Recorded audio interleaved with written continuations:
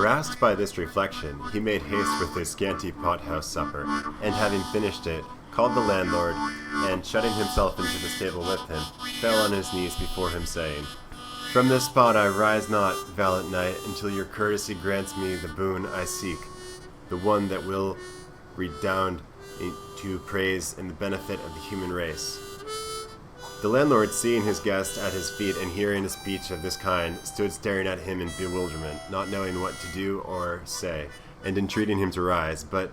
all to no purpose, until he had agreed to grant the boon demanded of him. "I looked for no less, my lord, from your high magnificence," replied Don Quixote, "and I have to tell you that the boon I ask in your liberality has granted is that you shall dub me knight tomorrow morning, and that tonight I shall watch my arms in the chapel of your castle. Thus, tomorrow, as I have said, will be accomplished what I so much desire, enabling me lawfully to roam through all the four quarters of the world, seeking adventures on behalf of those in distress, as is the duty of chivalry and of knights errant like myself, whose ambition is directed to such deeds." The landlord, who has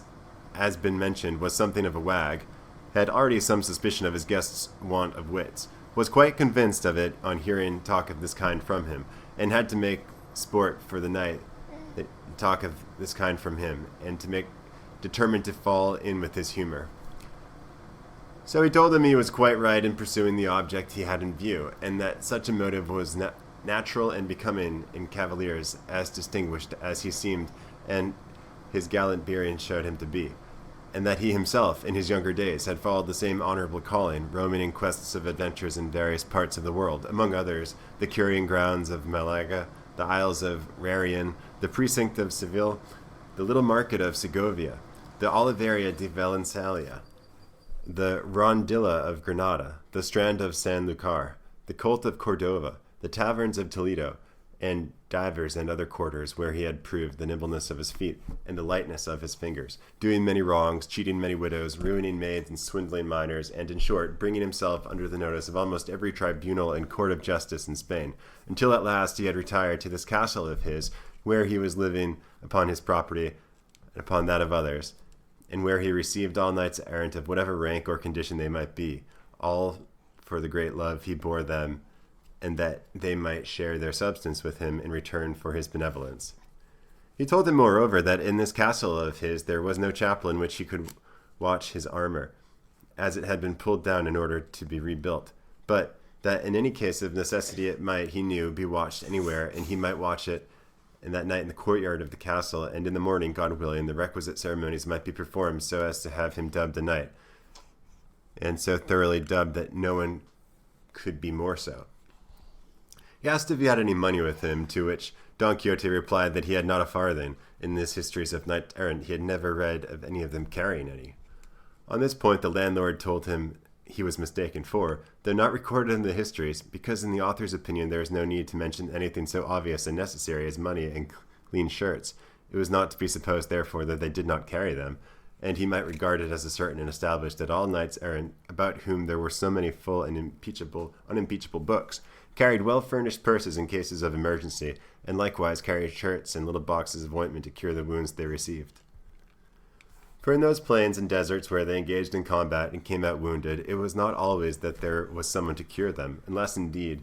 they had for a friend some sage magician to succour them at once by fetching through the air upon a cloud some damsel or dwarf with a vial of water of such virtue that by tasting one drop of it they were cured of their hurts and wounds in an instant, and left as sound as if they had not received any damage whatever. But in case this should not occur, the knights of old took care to see that their squires were provided with money of other requisites, such as lint and ointments for healing purposes, and when it happened that knights had no squires, which was rarely and seldom the case, they themselves carried everything in cunning saddlebags that were hardly seen on the horse's croup, if there was something else of more importance, because unless for some such reason carrying saddlebags was not very favorably regarded among the knights errant. He therefore advised him, and as his godson soon to be, he might even command him, never from that time forth to travel without money and the usual requirements, and he would find the advantage of them when he least expected it. Don Quixote promised as to follow this advice scrupulously, and it was arranged forthwith that he should watch all his armor in the large yard at one side of the inn. So collecting it all together, Don Quixote placed it in a trough that stood by the side of a well, and bracing his buckler on his arms, he grasped his lance and began with a stately air to march up and down in front of the trough. And as he began his march, night began to fall. The landlord told all the people who were in the inn about the craze of his guest, and the watching of the armor, and the dubbing ceremony he contemplated. Full of wonder at so strange a form of madness, they flocked to see it from a distance, and observed it with composure. He sometimes paced up and down, or sometimes, leaning on his lance, gazed on his armor without taking his eyes off it for ever so long, and as the night closed in with the light from the moon so brilliant that it might vie with his that lent it, everything the novice knight did was plainly seen by all. Meanwhile, one of the carriers who were in the inn thought fit to water his team, and it was necessary to remove Don Quixote's armor as it lay on the trough. But he was seeing the other approach, hailed him in a loud voice, "O thou, whoever thou art, rash knight that comes to lay hands on the armor of the most valorous errant that ever girt on sword, have a care what thou dost, touch it not unless thou wouldst lay down thy life as the penalty of thy rashness." The carrier gave no heed to those words, and he would have done better to heed them if he had been heedful of his health, but seizing it by the straps, flung the armor some distance from him. Seeing this, Don Quixote raised his eyes to heaven, and, fixing his thoughts apparently upon his lady Dulcinea, exclaimed, "Aid me, lady mine, in this first encounter that presents itself to this breast which thou holdest in subjection. Let not thy favor and protection fail me in this first jeopardy." And with those words and others to the same purpose, dropping his buckler, he lifted his lance with both hands, and with it smote such a blow on the carrier's head that he stretched him on the ground, so stunned that he had followed it up with a second, there would have been no need of a surgeon to cure him. This done, he picked up his armor and returned it to beat with the same serenity as before. Shortly after this, another, not knowing what had happened, for the carrier still lay senseless, came down with the same object of giving water to his mules, and was proceeding to remove the armor in order to clear the trough, when Don Quixote, without uttering a word or imploring aid from anyone, once more dropped his buckler and once more lifted his lance, and without actually breaking the second carrier's head into pieces, made more than 3 of it, for he had laid it open in 4. At the noise, all the people of the inn ran to the spot, and among them the landlord. Seeing this, Don Quixote braced his buckler on his arm, and with his hand on his sword exclaimed, "O Lady of Beauty, strength and support of my faint heart, it is time for thee to turn thy eyes of thine greatness to this thy captive knight on the brink of so mighty an adventure." By this he felt himself so inspired that he would not have flinched if all the carriers in the world had assailed him. The comrades of the wounded perceived the plight that they were in, and began from a distance to shower stones on Don Quixote, who screened himself as best he could with his buckler, not daring to quit the trough and leave his armor unprotected. The landlord shouted to them to leave him alone, for he had already told them that he was mad, and as a madman he would not be accountable even if he killed them all. Still louder shouted Don Quixote, calling them knaves and traitors, and the lord of the castle, who allowed knights errant to be treated in this fashion,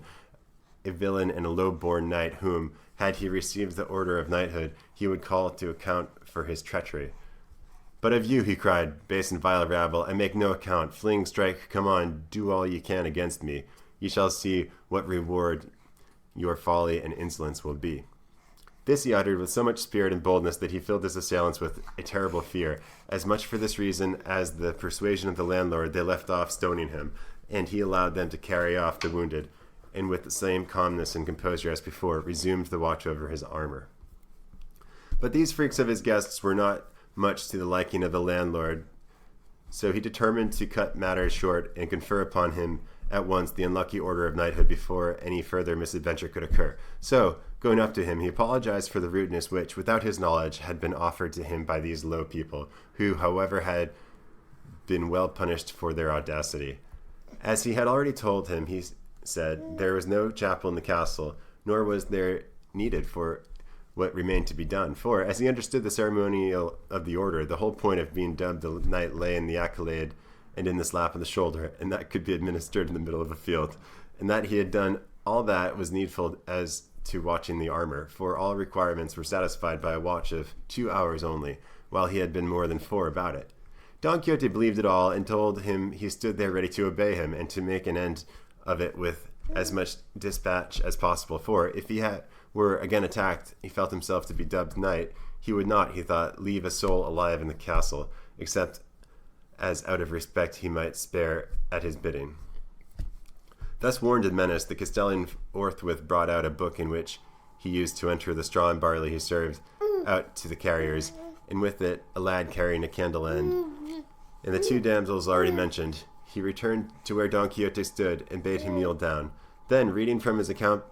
book as if he were repeating some devout prayer in the middle of the delivery, he raised his hands and gave him a sturdy blow on the neck, and then, with his own sword, a smart slap on the shoulder, all the while muttering between his teeth as if he was saying his prayers. Having done this, he directed one of the ladies to gird up on his sword, which she did with great self-possession and gravity, and not a little was required to prevent a burst of laughter at each stage of the ceremony. But what they had already seen on the novice knight's prowess kept their laughter within bounds. On girding him with the sword of the worthy lady said to him, "May God make your worship a very fortunate knight, and grant you success in battle." Don Quixote asked her name in order that he might from that time forward know to whom he was beholden for the favor he had received, as he meant to confer upon her some portion of the honor he acquired by the might of his arm. She answered with great humility that she was called La Tolosa, and that she was the daughter of the cobbler of Toledo, who lived in the stalls of Sanchiboinaya, and that whatever she might be, she would serve and esteem him as her lord. Don Quixote said in reply that she would do him a favor if thenceforward she assured the Don and called herself Donna Tolosa. She promised she would. Then the other buckled on his spur, and with her followed almost the same convention as the lady of the sword. He asked her name, and she said it was La Molinera, and that she was the daughter of a respectable miller of Antequera, and her likewise Don Quixote requested that she would adopt the Don and call herself Donna Molinera, making offers to her further services and favors. Having thus, with hot haste and speed, brought to conclusion these never till now seen ceremonies, Don Quixote was on thorns until he saw himself on horseback sallying forth in quests of adventures, and saddling Rocinante, at once he mounted and embraced his host. As he returned thanks for his kindness in knighting him, he addressed him in a language so extraordinary that it is impossible to convey an idea of it or report it. The landlord, to get him out of the inn, replied with no less rhetoric, though with shorter words, and without calling upon him to pay the reckoning, let him go with a Godspeed.